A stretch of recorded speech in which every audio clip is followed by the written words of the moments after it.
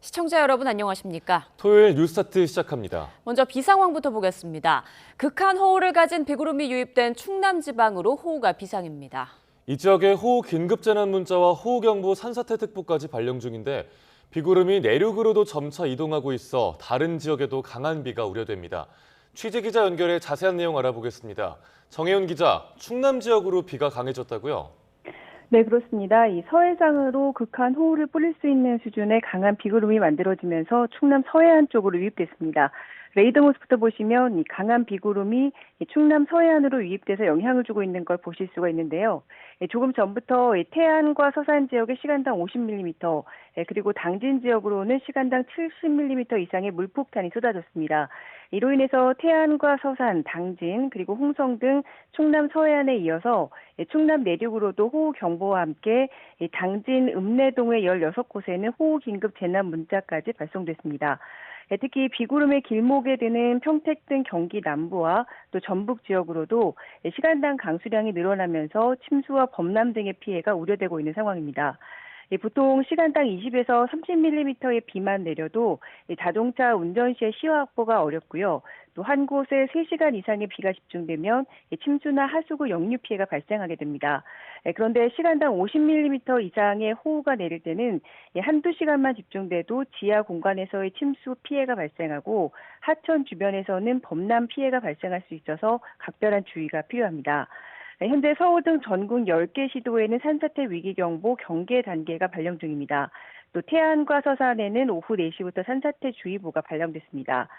비가 많이 내리는 중부지방에서는 야외활동을 자제해 주시고 특히 충남 지역에서는 산림 주변 지역에서 대피 명령이 내려졌을 때 주변 마을회관 등 지정된 대피 장소로 신속히 이동을 해 주시기 바랍니다. 오늘 서쪽 내륙으로는 최고 150mm 이상의 비가 더 내리겠고요. 해상과 해안가에서는 강풍과 너울성 파도가 높게 일 것으로 보입니다. 네, 강릉 등 강원 동해안에 단비가 내리고 있어 이 부분은 참 다행인데 지금 이 지역 비 상황은 어떻습니까? 네, 강릉 등 강원 동해안으로도 어제 밤부터 비가 내렸다 그치기를 반복하고 있습니다. 특히 단비가 절실했던 강릉 지역으로도 시간당 5mm 이상의 비가 내렸는데요. 오늘까지 많은 곳은 최고 80mm의 비가 더 내릴 것으로 예상됩니다. 다만 강릉 지역의 경우 최근 한 달 사이에 비가 거의 내리지 않아서 최근 한 달 기준 강수 부족량이 200mm 이상에 달하고 있습니다.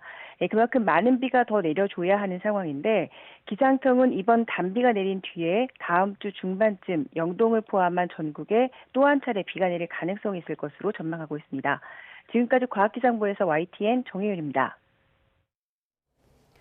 시간당 70mm 넘는 폭우가 쏟아진 충남 당진에선 도로 곳곳이 침수되고 지하 통로 통행이 통제됐습니다.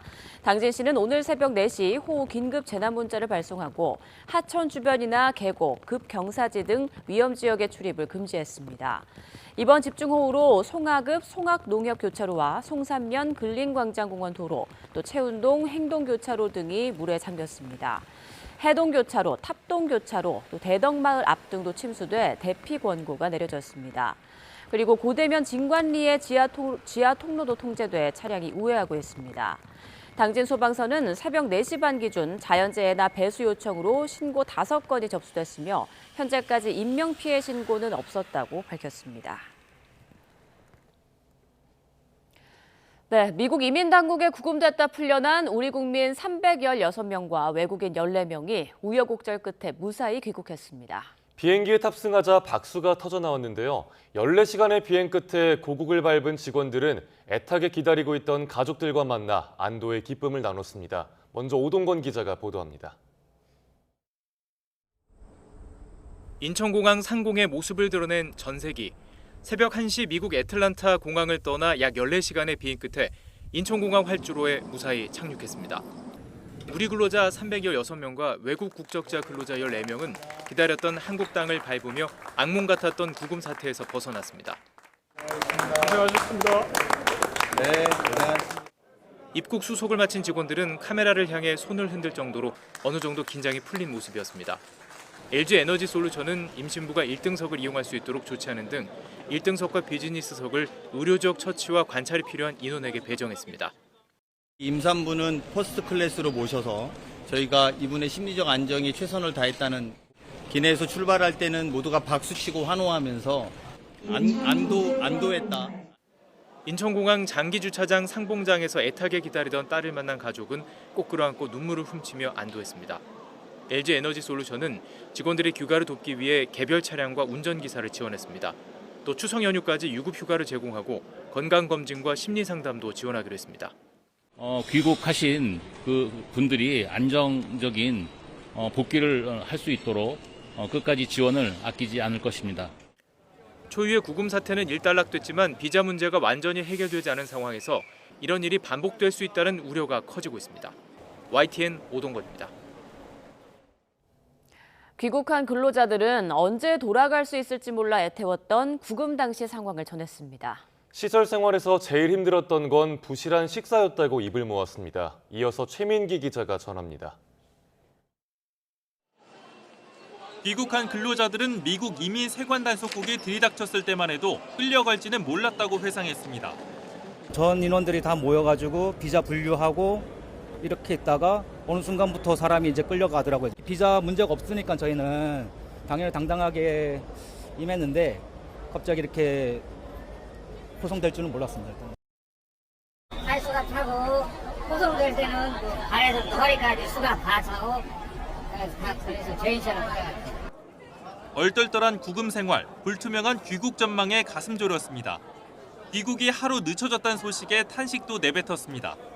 대통령님이 일주일 이내로 해결할 거다 이런 거 들으니까 약간 안심이 되었다가 진짜 언제 나갈지를 계속 몰라가지고 그게 제일 힘들었죠. 언제까지 버텨야 되나. 근로자들은 구금 당시 가장 힘들었던 점은 식사라고 입을 모았습니다. 지낼만 했는데 먹는 것 때문에 좀 그랬어요. 구금됐을 때 밥이 진짜로 너무 맛없었는데 밥도 맛없고 일단 물이 거기가 녹슨물을 이렇게 먹게 돼가지고 그 진짜로 녹슨물은 아닌데 녹슨 그 물 향이 나가지고 귀국 근로자들은 체포 때 제대로 된 설명을 듣지 못했다며 정확한 소식에 목말랐던 당시 상황을 설명했습니다. YTN 최민기입니다. 네, 이렇게 구금됐다 풀려난 근로자들은 미국을 도와주러 갔다가 부당한 대우를 받았다는 생각에 분노와 섭섭함을 감추지 못했습니다. 우리 정부가 다음 입국 때엔 불이익이 없을 거라고 했지만 불안감은 여전합니다. 계속해서 황보혜경 기자입니다. 초유의 구금 사태에서 풀려나 가족 품으로 돌아온 근로자들. 안도감도 잠시 미국 땅에서 당했던 부당한 대우를 떠올리며 정부를 향해 비판의 목소리를 높였습니다. 그렇게 남아서 이러고 싶은 사람은 없었을 것 같아요. 지금 이렇게 상황 겪고 나서는 가족들의 분노도 이어졌습니다. 이 사람들이 테러범도 아니고 범죄자도 아니고 자기네 나라에서 필요로 해서 가서 일을 하는데 이런 상황이다? 정부가 재입국 시 불이익이 없도록 미국 측의 약속을 받았다지만 비자 문제에 불안감은 여전합니다. 비자 문제가 어떻게 될지 모르겠지만은 걱정은 좀 되죠. 인원은 한정돼 있는데 일은 계속 있기 때문에 출국이 좀 어려운 상황이죠. 미국에 구금된 적이 있느냐라는 항목이 있다는 걸 제가 알고 있거든요. 예스를 하면 무조건 비자가 안 나온다고 그러더라고요. 구금됐다 풀려난 근로자의 절반 이상이 전자여행 허가제를 이용해 미국에 들어갔고 나머지는 단기 상용, 관광 비자인 B1, B2 비자를 보유한 거로 나타났습니다. 전문직 취업 비자나 주재원 비자를 발급받는 게 최선이지만 요건이 까다로운 데다 절차에만 수개월이 소요됩니다. 직원과 가족들은 앞으로 생계와 경력에 타격을 받게 되는 건 아닌지 걱정이 이만저만이 아닙니다. 미국 출장이 막히게 되면 커리어적인 문제도 어려워질 뿐만 아니라 이 직업을 아예 못할 수도 있는 건데 지금 매우 걱정이 많습니다. 재발 방지를 요구하는 현장의 목소리가 커지면서 정부의 비자 문제 해결 노력이 더 절실해지게 됐습니다. YTN 황보혜경입니다. 정부는 구금됐던 우리 국민을 더 빨리 모셔오지 못해 송구하다며 비자 제도 개선에 속도를 내겠다고 약속했습니다. 한국인 전문 인력을 위한 비자 신설 등과 같은 중장기 과제들에 앞서 단기 상용 비자인 B1 비자의 범위를 명확히 하는데 우선 속도를 낼 걸로 보입니다. 홍선기 기자가 보도합니다. 공항에는 강훈식 대통령실 비서실장을 비롯해 외교부와 산업부 차관 등 정부 인사들도 나와서 석방돼 돌아온 우리 국민을 직접 맞았습니다. 최선을 다해서 노력했습니다만 더 빨리 고국으로 모시지는 못해서 송구한 마음입니다. 강 실장은 이번 사태가 우리 국민의 잘못이 아니라 한미 간 비자 해석의 차이에서 빚어졌다는 점을 강조했습니다. 비원 비자에 대한 해석의 차이가 서로 양국 간에 있는 상태입니다. 우리나라의 비원 비자에서는 설비라든지 시설 초반이라든지 이런 것들은 가능하게 되어 있고 이스타 비자도 일정 정도 그것에 준해서 움직인다라는 게 전제되어 있었기 때문에 실제로 이번에 구금된 우리 국민 가운데 상당수는 단기 상용 비자인 비원 비자를 갖고 있었습니다. 미국 스스로 비원 비자 소지자가 미국에서 설치나 시운전, 교육까지 할 수 있도록 해놓고도 우리 국민을 체포하는 일이 벌어진 겁니다. 한미 간 합의된 워킹그룹에서 개선책을 논의하겠지만 한국인 전문 인력 비자 신설이나 기존 전문 인력 비자 쿼터를 늘리는 건 중장기적 과제에 해당합니다. 결국 비원 비자의 범위에 대한 해석의 차이를 좁히는 게 급선무라는 것이 정부 입장입니다. 비자의 문제를 가장 해결하는 데 빠른 것은 법령의 해석의 문제로 접근하는 것입니다. 그러니까 그런 문제를 다 종합적으로 그런 문제까지 보고 워킹그룹에서 또 중장기적인 문제를 미치고 협의를 해나갈 계획입니다. 미국 전역에서 건설 중인 우리 기업들의 사업장이 빠르게 정상화하기 위해서라도 한미 워킹그룹은 비원 비자의 범위에 대한 해석을 명확히 하는 일에 속도를 낼 것으로 보입니다. YTN 홍성기입니다. 이런 가운데 미국 측에서 들어온 관세 협상 합의 압박에 대통령실은 국익을 최우선으로 두고 협상하겠다는 입장을 거듭 밝혔습니다. 불합리한 협정문에는 서명하지 않겠다는 뜻으로 해석됩니다. 강진원 기자가 보도합니다. 협정을 수용하거나 관세를 내야 한다는 하워드 러트닉 미 상무부 장관의 발언에 대통령실은 기존 원칙을 재확인하는 거로 대응했습니다. 합리성이나 공정성을 벗어난 협상을 하진 않을 거라고 못 박았습니다. 트럼프 2기 시대 대미 협상은 매번 기준이 달라지는 등 어렵지만 국익을 최우선 가치로 삼겠다는 겁니다. 미국하고의 협상은 이제 뉴노멀의 시대입니다. 매번 기준이 달라지고 끊임없이 협상은 해야 될 것입니다. 이재명 대통령도 앞서 취임 100일 기자회견에서 어떤 이면 합의도 국익에 반하는 결정도 절대 하지 않을 거라고 강조했습니다. 최소한 우리가 받아들일 수 있는 합리적 내용이 담기기 전까진 서명하지 않겠다는 의미입니다. 관세 증액이죠. 관세 증액에 우리가 어떻게 방어할 거냐, 최대한. 우리가 이익되지 않은 사인을 왜 합니까? 이 대통령이 이렇게까지 언급한 건 지난 7월 31일 큰 틀에서 합의한 한미 관세 협상이 세부안을 놓고 진통을 거듭하고 있기 때문입니다. 당시 미국은 우리 제품에 매기는 상호 관세율을 25%에서 15%로 낮추고 자동차의 품목별 관세도 일본과 같은 15%로 인하하기로 했습니다. 대신 우리나라는 조선협력에 쓰일 1,500억 달러를 포함해 총 3,500억 달러 규모의 대미 투자 펀드를 조성하기로 했습니다. 오늘 새벽 한국 정부는 미국 정부와 관세 협상을 타결했습니다. 그런데 대미 투자 펀드의 구성과 운영 방식, 수익 배분 등을 놓고 신경전이 이어지고 있는 겁니다. 우리 정부는 재원 대부분을 기업 대출이나 보증 한도로 지원하겠다는 계획인 반면 미국은 현금 투자를 요구하는 거로 알려졌습니다. 투자 수익 또한 우리는 미국 내 재투자 등에 방점을 찍고 있지만 미국은 90%를 아예 가져가겠다고 버티는 거로 전해졌습니다. 미국은 구체적인 프로젝트 역시 자신들이 정하겠다고 나오는 상황이라 한미 관세 협상의 후속 논의가 교착 상태에 빠질 거란 관측도 나옵니다. YTN 강준원입니다.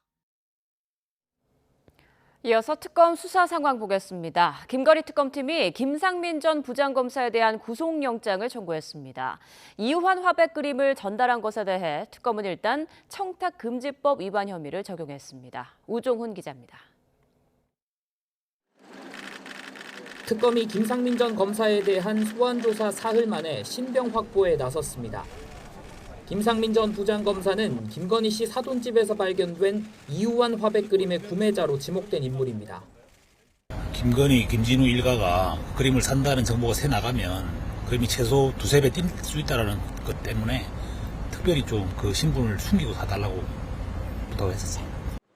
하지만 특검은 지난해 총선 공천과 국정원 특보 임명을 청탁할 목적으로 김 전 검사가 고가의 그림을 사 김건희 씨에게 건넨 것으로 보고 있습니다.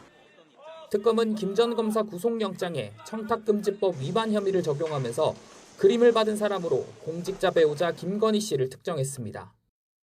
특검 관계자는 윤석열 전 대통령을 조사하지 못해 김건희 씨를 수수자로 특정했다면서 수사에 따라 적용하는 법령이 바뀔 수 있다고 설명했습니다. 특검 의심대로 공직 임명과 그림 전달의 연관성이 드러나면 윤 전 대통령 부부를 뇌물죄 공범으로 적용할 수도 있다는 뜻으로 풀이됩니다. 이에 따라 특검은 윤 전 대통령에 대한 조사를 다시 시도할 가능성이 커 보입니다. 특검은 이와 함께 김 전 검사가 총선 과정에서 이른바 코인왕으로 불리는 인물로부터 선거용 차량 대여비를 대납받은 혐의도 적용했습니다. YTN 우종훈입니다. 국민의힘 한동훈 전 대표에 대한 내란 특검의 공판전 증인신문 청구가 받아들여졌습니다. 법원은 한 전 대표에게 오는 23일 출석하라는 내용의 소환장을 보냈습니다. 이경국 기자입니다. 국회가 비상계엄 해제 결의안을 표결하는 과정에서 조직적인 방해가 있었는지 들여다보고 있는 내란 특검은 당사자의 수차례 거부에도 불구하고 한동훈 전 대표 조사 필요성을 강조했습니다. 법원이 특검의 주장을 받아들였습니다. 사건의 핵심 인물이 조사나 진술을 거부할 경우 법원에 불러 진술을 듣는 공판전 증인신문 청구를 인용한 겁니다. 또 오는 23일을 기일로 지정하고 한 전 대표에게 증인으로 출석하라는 소환장까지 보냈습니다. 참고인 조사 성격의 증인신문이 형사법정에서 진행될 가능성이 커졌는데 특검은 이미 질문지 준비까지 마친 것으로 파악됐습니다. 특검은 한 전 대표를 상대로 계엄 선포 뒤 엇박자를 보였던 국민의힘 지도부의 대응을 집중적으로 캐물을 것으로 보입니다. 다만 책과 언론 인터뷰 등을 통해 당시 상황을 모두 설명했다고 밝힌 한 전 대표가 출석할지는 미지수입니다.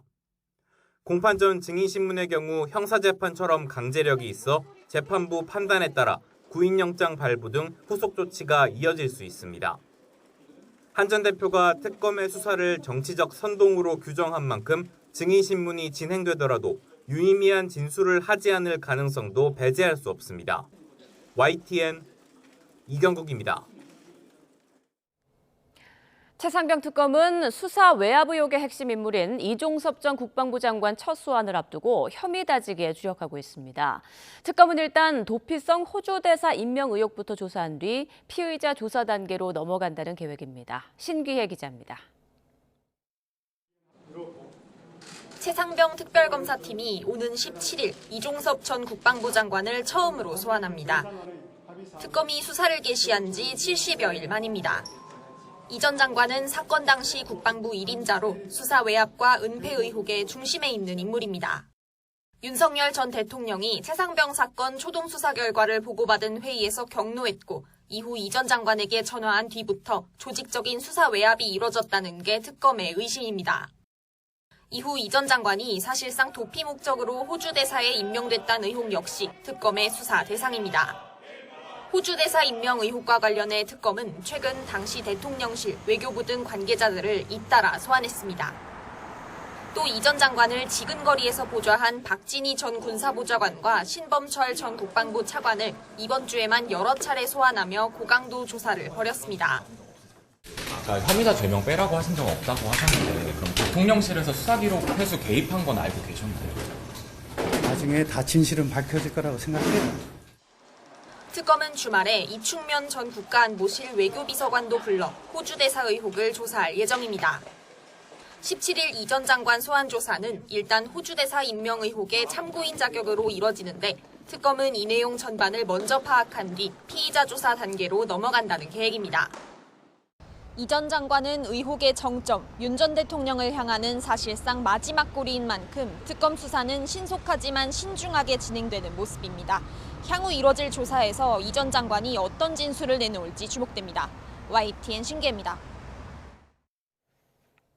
정부와 더불어민주당이 추진하는 사법개혁안과 관련해 열린 전국 법원장 회의가 7시간여 만에 종료됐습니다. 법원장들은 사법개혁 논의에 사법부의 참여가 필수적이라고 여러 차례 강조했습니다. 안동준 기자의 보도입니다. 7시간이 넘는 장시간 회의 끝에 전국 법원장들이 강조한 건 사법개혁에 대한 사법부의 논의 참여였습니다. 법원장들은 개혁의 추진 방식과 내용에 대해 3가지 입장을 밝히며 이를 2차례 강조했습니다.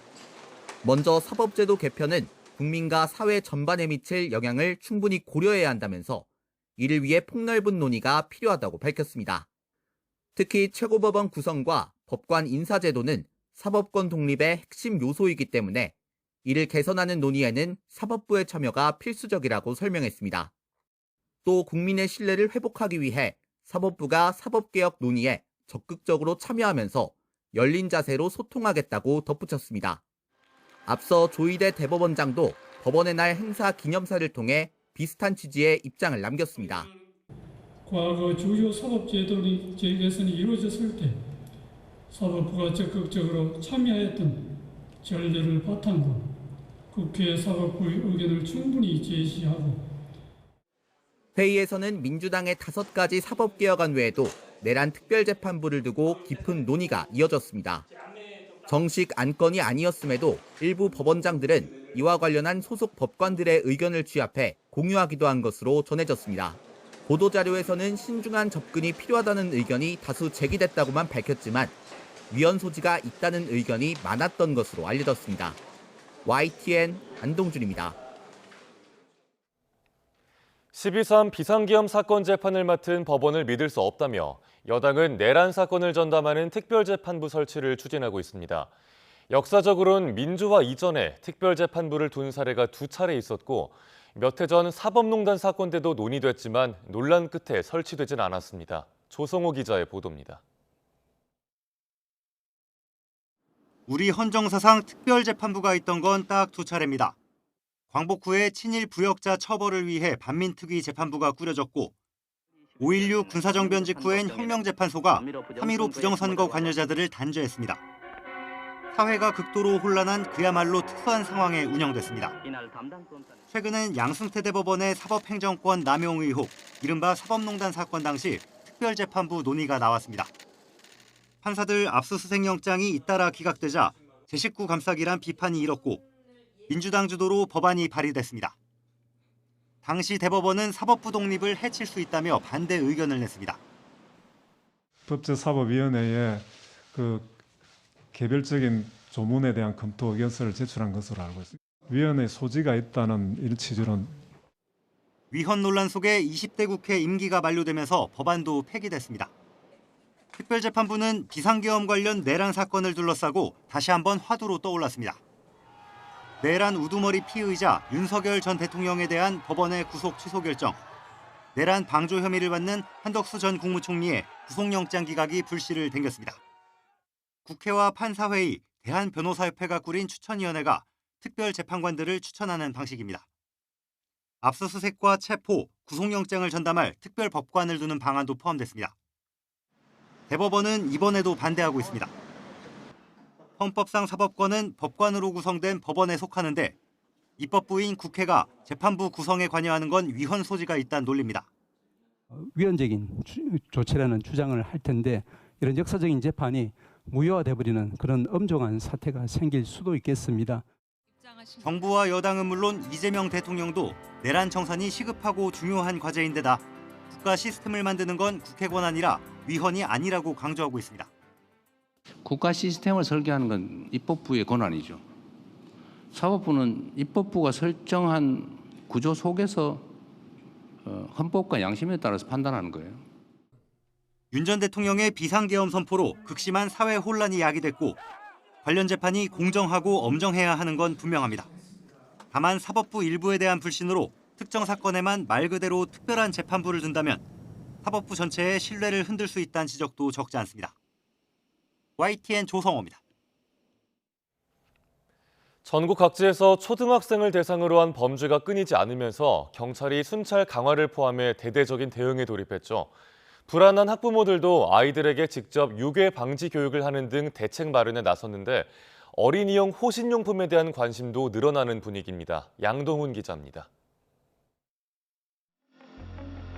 지난달 말 서울 서대문구에선 초등학생 4명을 유괴하려 시도한 20대 3명이 붙잡혔고 왜 3번이나 범행 반복했습니까?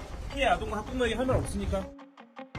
뒤이어 경기 광명과 제주, 대구 등에서 초등학생 대상 범죄가 연이어 발생했습니다. 학부모들의 불안감은 갈수록 커지고 있습니다. 고학년이 되면 자기 혼자 학교를 혼자 가고 싶어 할 텐데 주변 상황이 이렇게 돼버리면 저도 걱정이 되니까. 서대문구 유괴 미수 사건 부실 수사 논란에 이어 하루 걸러 비슷한 사건이 터지자 경찰청은 경찰력을 총동원해 관련 범죄를 막겠다고 나섰습니다. 서울에서만 하던 등하굣길 집중 순찰을 전국 초등학교 6,183곳으로 확대하고 예방 순찰에는 경찰관 5만 5천여 명을 투입하기로 했습니다. 지자체들도 관련 대책에 고심인데 서울시는 우선 버튼을 누르면 100데시벨 이상의 경고음이 나오는 초등 안심벨을 내년까지 전 학년에 배포하기로 했습니다. 하지만 쉽게 마음을 놓을 수 없는 학부모들은 급한 대로 출퇴근 시간을 조정해 등하굣길을 함께하거나 유괴 예방 교육을 직접 하기도 합니다.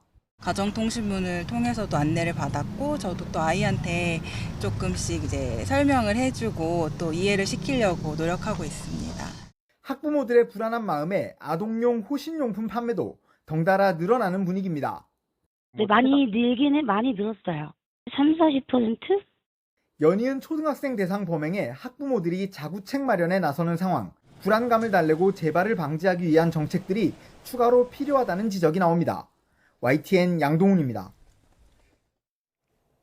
서울 화곡동에서 만취 상태로 시민들을 폭행하고 차량을 훔쳐 달아난 중국인이 경찰에 붙잡혔습니다. 음주운전을 하다가 접촉사고까지 냈는데 경찰엔 기억이 안 난다고 진술한 걸로 전해졌습니다. 사건 사고 소식 이현정 기자입니다. 성큼성큼 길을 걸어가던 남성이 갑자기 행인에게 달려들어 마구 주먹질을 합니다. 난데없이 곳곳을 얻어맞은 피해자가 놀라 쫓아가자 이번에는 멀리 달아납니다. 서울 화곡동에서 만취 상태로 시민들을 폭행한 혐의로 중국 국적의 40대 남성 A씨가 긴급 체포됐습니다. 거리를 활보하던 A씨는 50대 식당 종업원을 때린 뒤 인근 20대 주민과 40대 행인까지 모두 3명을 폭행한 것으로 조사됐습니다. 이후 시동이 켜진 채 서 있는 차량을 훔쳐 달아났다가 접촉사고도 냈는데 경찰에는 술에 취해 기억이 안 난다고 진술한 것으로 파악됐습니다. 경찰은 A씨에 대한 구속영장을 신청하고 자세한 범행 경위를 조사하고 있습니다. 소방대원이 연기가 뿜어져 나오는 지하 통로를 향해 물을 뿌립니다. 새벽 5시 20분쯤 서울 상암동에 있는 KT 지하통신부에서 불이 났습니다. 지하에 있으니까 안에 위에 수증기 같은 게 발생할 거 아니에요. 그래서 그거 보고 연기 같은 거 보고 그 신고를 하신 거죠. 이 불로 통신구에 있던 전선이 일부 탔고 출근 시간대 상암 사거리 일부 구간이 한동안 통제됐습니다. 소방은 전선 주변에서 불이 시작한 것으로 보고 있는데 통신 장애 등 추가 피해는 없는 것으로 파악됐습니다. YTN 이현정입니다. 중국이나 베트남 등에서 만든 가공품을 한국산으로 조작해 미국에 수출하는 이른바 우회 수출이 올해 대폭 늘었습니다. 미국의 상호관세 부과로 관세율이 높아지자 상대적으로 관세가 낮은 한국산으로 둔갑시키는 건데요. 애꿎은 국내 기업이 불이익을 당하는 만큼 세관 당국은 단속을 강화하고 있습니다. 차유정 기자가 보도합니다. 세관 직원들이 상자들을 뜯어봅니다. 창고에 보관되어 있던 이 금반지와 은팔찌는 국내가 아닌 중국에서 만들어진 제품입니다. 미국의 관세를 피하려 한국산으로 둔갑시키는 우회 수출을 하다 걸렸습니다. 상호관세 부과 이후 미국이 중국산 금 가공 제품에 매기는 관세율은 평균 43%, 반면 국내산에는 10%만 부과됩니다. 적발된 7개 업체는 한국 세관에는 외국산으로 신고해 반입한 뒤 미국에는 한국산으로 조작한 원산지 증명서를 제출해 속이는 수법을 사용했는데 액수만 2,800억 원이 넘습니다. 미국 법상 미국 정부에 납품할 수 없는 베트남산 방수포를 우회 수출하다가 걸린 업체도 있습니다. 137억 원어치 베트남산 방수포에 원산지 표시를 제거하고 재포장해서 한국산으로 둔갑시킨 뒤 미국으로 수출했습니다. 올해 들어 8월까지 적발된 우회 수출 규모는 3,569억 원. 미국의 상호관세 부과 여파로 지난해 같은 기간에 14배 수준으로 많아졌습니다. 이런 우회 수출이 늘면 우리 제품에 대한 신뢰도가 떨어지고 직간접적으로 무역 장벽이 강화돼 애꿎은 우리 기업만 피해볼 수 있습니다. 방지하지 않으면 국내에서 생산해서 수출하는 업체들 입장에서는 최대 제품 수요지인 미국에 수출하는데 막심한 타격이 있는 것도 사실입니다. 관세청은 모니터링 시스템을 구축해 우회 수출을 감시하고 미국과도 수사를 공조해 단속을 강화할 예정입니다. YTN 차유정입니다. 460km 떨어진 중국에서 제주까지 미립국선이 들어온 사건과 관련해 해상 경계에 구멍이 뚫렸다는 지적이 나오고 있습니다. 목격자가 신고하기 전까지 군경 모두 사건을 인지하지 못했습니다. KCTV 제주방송 김용원 기자입니다. 지난 2023년 보령으로 미립국을 시도했던 선박이 적발됐습니다. 열상 감시 장비의 선체 등이 감지되면서 초동 조치가 가능했고 해경은 당시 중국인 22명 전원을 검거했습니다. 제주에도 제주 해안선 250km 사면에 열상 감시 장비 40여 대가 24시간 가동 중입니다. 제주 연안 약 20km까지 식별이 가능합니다. 군이 관리하는 다른 지역과 달리 제주는 제주경찰청 해안경비단이 열상 감시 장비를 운용 중이며 250억 원 규모의 경계 시스템이 구축됐습니다. 하지만 지난 8일 새벽 제주로 온 미립국 고무보트를 처음 발견한 건 산책을 나온 마을 주민이었습니다. 보트가 도착하고 약 2시간 지나 목격자가 신고하기 전까지 군경은 관련 사실을 아무도 인지하지 못한 것으로 알려지면서 논란이 커지고 있습니다. 중국에서 제주까지 460km를 항해하는 동안 미립국 보트는 한중 잠정 조치 수역 등 우리 측 관할 해역을 모두 통과했습니다. 보트는 위치 발신 장치가 없었고 야간에도 라이트를 껐을 것으로 추정됩니다. 무엇보다 보트가 금속 자재가 아니었기 때문에 레이더 감시망에도 잡히지 않았을 것으로 보입니다. 실시간 위성 촬영이 가능하지만 현재는 불법 조업 단속 등을 위해 제한적으로 활용하고 있습니다. 해군은 이번 사건과 관련해 레이더 관련 탐지 여부나 관할 해역 여부 등에 대해 기록 열람 등을 이유로 구체적인 답변을 하지 않았습니다. 먼 바다에서부터 제주 앞바다까지 수백 킬로미터를 보트가 이동하는 동안 첨단 장비는 무용지물이었고 사실상 어선 또는 목격자 신고에 의존할 수밖에 없다는 지적이 나오고 있습니다. 이번 미립국 시도가 처음이 아닐 수 있다는 불안감이 커지는 이유입니다. 해상 경계 시스템이나 작전 과정에 문제가 없는지 철저한 조사가 필요해 보입니다.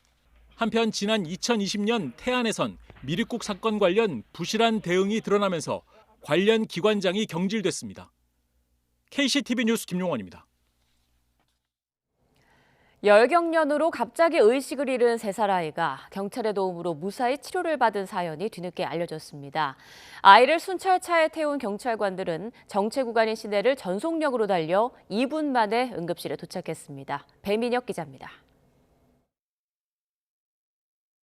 근무 중이던 순찰차 한 대가 무언가를 발견하곤 도로 끝으로 다가갑니다. 비상등을 켠 차량에서 내린 여성의 팔엔 기저귀만 찬 채 축 처진 아이가 안겨 있습니다.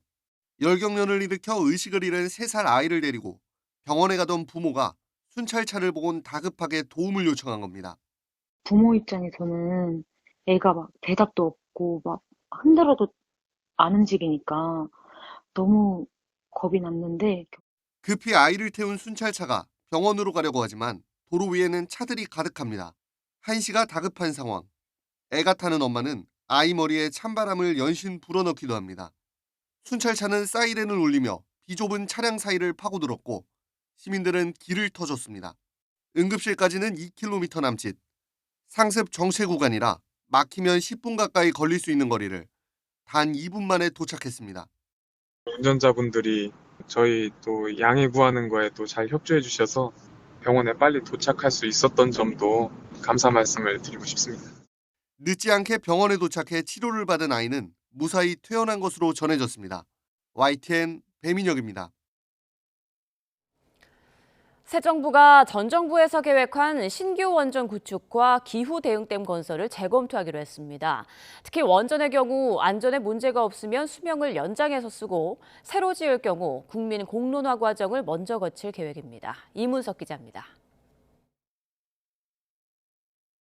지난 2월 정부는 11차 전력수급 기본계획을 발표했습니다. 2038년까지 대형 원전 2기와 소형 모듈 원자로 1기 등 신규 원전 3기 건설 계획이 들어 있습니다. 새 정부가 이 계획을 재검토합니다. 정부 조직 개편안에 따라 앞으로 전력 계획을 비롯한 에너지 정책은 환경부가 맡게 됩니다. 그런데 주무부처가 될 환경부 장관이 신규 원전 건설을 다시 판단하겠다고 발언한 겁니다. 신규 원전을 어떻게 할 것인가와 관련해서는 조금 더 국민들의 소위 공론을 좀 듣고 판단해야 된다는 의견도 있습니다. 하지만 탈원전하자는 건 아니라고 선을 그었습니다. 재생에너지 비중이 낮은 우리가 국제 목표에 맞춰 온실가스를 줄이려면 원전이 기저전원이 돼야 한다고 강조했습니다. 따라서 기존의 원전 수명을 안전성을 담보로 연장하는 방식을 먼저 추진할 거로 보입니다.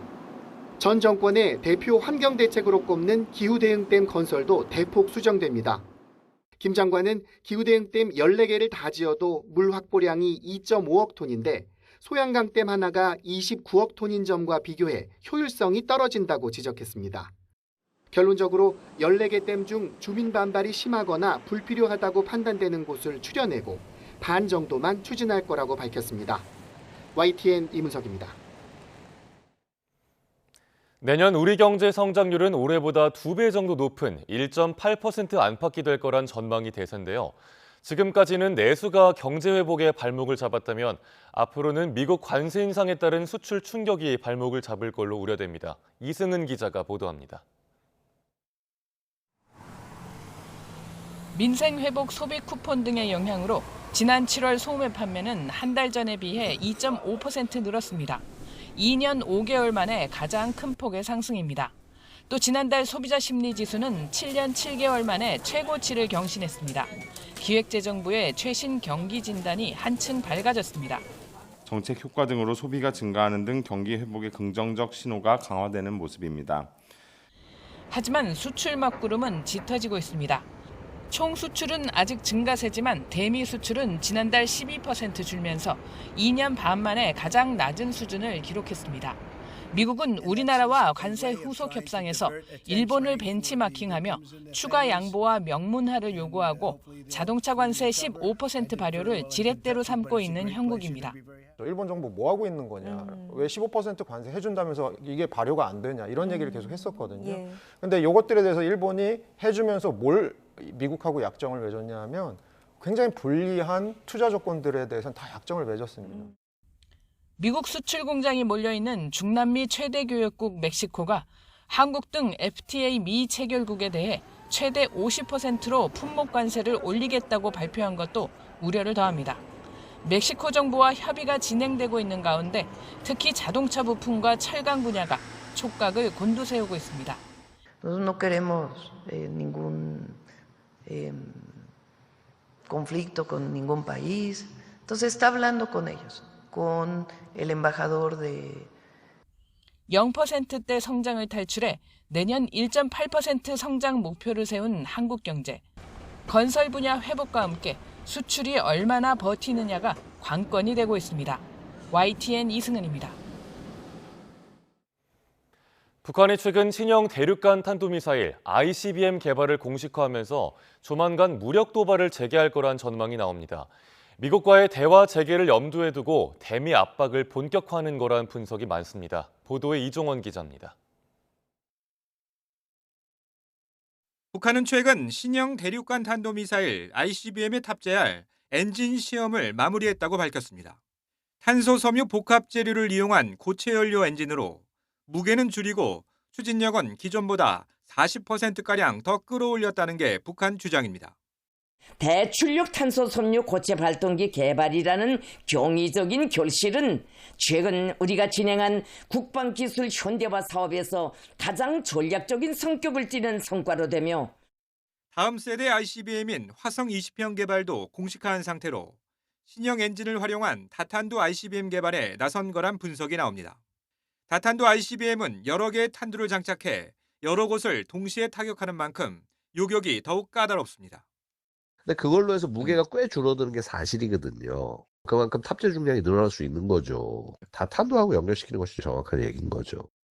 이미 미국 본토 전역을 사정권에 둔 ICBM을 보유한 상황에서 대미 압박 수위를 더 높여가는 모양새입니다. 북한은 이번 엔진 시험 소식을 대외 매체에만 자세히 실으면서 대미 메시지란 의도를 숨기지 않았습니다. 다음 달 10일 당창건 80주년 열병식에서 화성 20형을 선보이거나 이를 전후해 시험 발사를 진행할 수 있다는 관측이 나옵니다. 미국을 압박함으로써 트럼프 대통령과의 협상에서 북미 비핵화 협상 혹은 북미 협상에서 우위를 점하려고 하는 그런 의도도 같이 있다고 봐야죠. 로켓맨, 화염과 분노로 요약되는 트럼프 1기 초반 북미 간 긴장 국면은 결과적으로는 역사상 첫 북미 정상회담으로 이어졌습니다. 북한이 다시 ICBM 발사에 나설 경우 트럼프 2기 들어선 처음인데 향후 북미 대화 재개에 어떤 변수가 될지 주목됩니다. YTN 이종원입니다. 최근 미국에선 일자리가 늘지 않는데도 실업률은 높아지지 않는 이상한 현상이 벌어지고 있습니다. 이런 혼란은 왜 일어나는 걸까요? 이민세관 단속국 ICE의 강력한 단속 때문이란 분석이 나오고 있습니다. 권영희 기자가 취재했습니다. 미국의 8월 새 일자리는 2만 2천 개 늘었습니다. 예측했던 7만 5천 개에 한참 못 미칩니다. 전문가들은 인구 증가를 고려할 때 한 달에 새 일자리가 20만 개 정도는 생겨야 실업률이 급증하지 않는 것으로 봅니다. 그런데 미국의 8월 실업률은 4.3%로 7월 4.2%와 크게 차이가 없습니다. 월스트리트 저널은 기업들이 채용을 안 하지만 해고도 하지 않아 실업률이 높아지지 않는다고 설명합니다. This is a no fire, no hire job market, and it's one where recently consumers and, let's say, workers have been enunciating their falling confidence in the economy broadly, and the job market is part of that. 트럼프의 변덕스러운 관세 정책에다 이민세관 단속국 ICE가 대놓고 일터를 급습하면서 불확실성이 커졌습니다. 이런 시기엔 해고를 하지 않는 노동 비축 현상이 강해집니다. 기업들은 미숙한 인력을 새로 뽑는 위험을 감수하기보다 인건비가 많이 들어도 노동 인력을 유지하는 것이 이익이라고 판단합니다. 실제 미국 8월 임금은 지난해 같은 달보다 3.7%나 올랐습니다. 불법 이민자 추방이 최대 목표 가운데 하나인 트럼프 행정부는 이런 상황도 긍정적으로 봅니다. The unemployment rates have ticked up a little bit, but right now we're highly confident with the trends that data-borne workers are replacing the illegal workers. 그러나 파월 연방준비제도 의장은 노동시장이 현재 이상한 균형 상태에 있다고 진단합니다. 이민 제한으로 노동 공급이 줄어들어 실업률을 낮추고 있는데 이런 상황에서 고용시장 악화 위험이 높아지고 있다고 우려합니다. 이민 단속국을 앞세운 대량 추방에 미국 인구는 역사상 처음으로 6천 명 순 감소했습니다. YTN 권영입니다. 낙동강 대자연에 이색적인 예술을 입히는 달성 대구 현대미술제가 개막했습니다. 고정관념을 깨는 실험적 작품들이 강변을 가득 메웠습니다. 김근우 기자가 소개합니다. 강변 산책로에 하늘로 달리는 도로를 놓고 위에는 과자와 라면 포장지를 덮었습니다. 화려한 소비 속에 감춰진 욕망과 소모의 구조를 표현했습니다. 그림자처럼 드리운 무지갯빛 미로. 어렵고 힘든 시기 화려한 색깔이 넘치는 공간을 누비며 새로운 희망을 바라는 마음을 담았습니다. 해가 뜨면 이 컬러풀한 비닐이 햇볕에 의해서 길바닥에 약간 이렇게 컬러풀 빨주노초 무지개가 바닥에 생겨요. 그래서 사람들이 그곳을 지날 때 무지개를 내가 안고 가는 그런 무지개 색깔마다 어떤 희망이라든가 소망이라든가. 낙동강을 미술관으로 탈바꿈시킨 달성 대구 현대미술제가 개막했습니다. 올해 14번째를 맞은 미술제의 주제는 난장입니다. 1920년대 기존 예술의 틀을 엎고 고정관념을 부순 다다이즘의 가치를 되살려내며 현대사회의 문제를 예술적으로 표현하고 극복하는 데 중점을 뒀습니다. 벌어지고 있는 많은 어떤 문제점들, 환경 문제 아니면 전쟁, 이런 어떤 난민, 이런 여러 가지 상황들을 그 복잡한 세상 속에서도 우리가 많은 고민들을 하잖아요. 그러면 예술가들은 또 예술 작품으로서 이 사회에 어떤 발언을 할 수 있을까? 작가 18명이 참가해 조각과 설치, 사진 등 작품 21점을 선보입니다. 특히 지역 예술인을 위해 마련된 발천 예술창작공간 역대 입주 작가 27명도 특별 전시로 참가했습니다.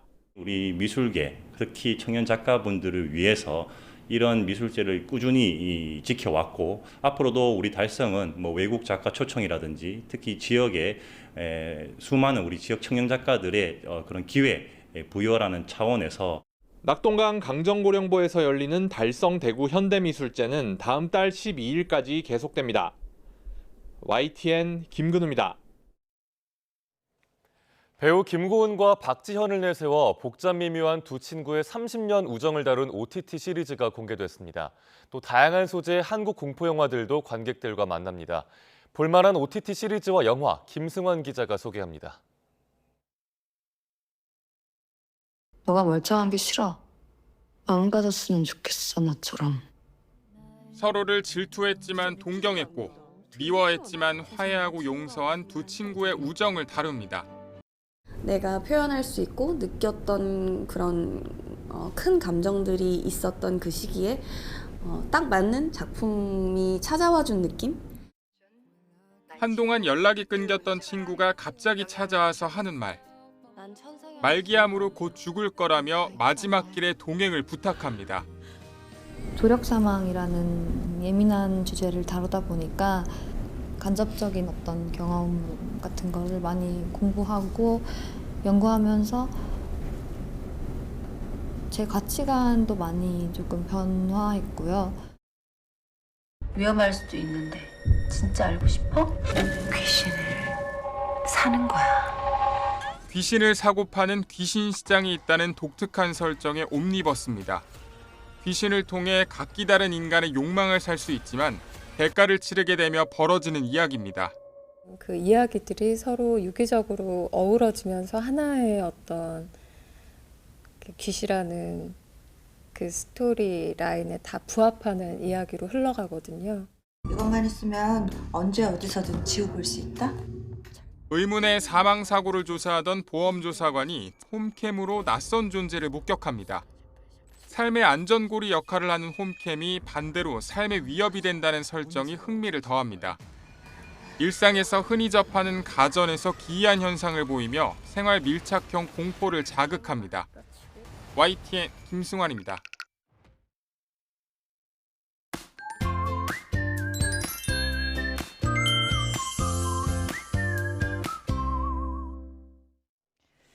현재 대부분 지방에 가을 호우가 오고 있습니다. 특히 극한 호우를 뿌린 충남 당진은 현재 시간당 20mm 안팎으로 전 시간대보다 약해지면서 호우 경보가 해제됐습니다. 지금은 경기 평택과 용인, 또 충남 서천과 청양에 시간당 40mm 이상의 강한 비가 쏟아지고 있습니다. 충남 부여와 서천, 그리고 보령, 경기 평택과 안성에는 호우 경보가, 그밖에 중부와 전북을 중심으로는 호우 주의보가 내려져 있습니다. 점차 남부지방에도 강한 비구름이 유입되겠고, 그밖에 중부와 호남, 경북 북부에도 시간당 매우 강한 비가 집중되면서 호우특보는 더 확대될 것으로 보입니다. 예상되는 비의 양은 강원 산지와 북부 동해안, 또 충북 북부에 100mm 이상, 경기 남부와 제주도, 경북 산간에도 80mm 이상의 많은 비가 오겠고요. 가뭄 해갈이 절실한 강릉 지역은 최고 80mm로 극심한 가뭄은 조금은 달랠 수 있겠습니다. 바람이 강한 곳도 있습니다. 서해안과 제주 산간에는 초속 20m가 넘는 돌풍이 불겠습니다. 이에 따라 충남과 전북 서해안에 이어서 경기 서해안에도 강풍특보가 발효될 것으로 보입니다.